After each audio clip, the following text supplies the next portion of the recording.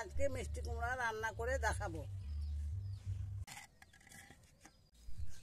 নমস্কার বন্ধুরা, আজকে রসুন দিয়ে মিষ্টি কুমড়া রান্না করে দেখাবো। কুমড়োগুলো প্রথমে কেটে নিলাম,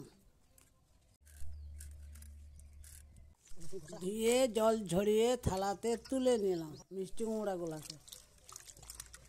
এরপর রসুনগুলো কুচিয়ে নিলাম। রসুন কুচিয়ে উনুন ধরিয়ে কড়াই বসাই দিলাম। তেল দিয়ে শুকনো লঙ্কা পাঁচফোড়ন দিয়ে মিষ্টি কুমড়াগুলোকে ছেড়ে দিলাম। কেটে রাখা লঙ্কাগুলোকে মিষ্টি কুমড়া দিয়ে ভালো করে ভেজে নিলাম। সামনে হলুদ লবণ দিয়ে মিশিয়ে নিলাম মিষ্টি কুমড়াগুলোকে।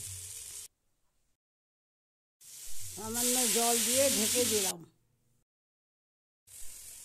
ঢাকনা তুলে নেড়ে চেড়ে বেশ খানিকটা জল দিয়ে দিলাম।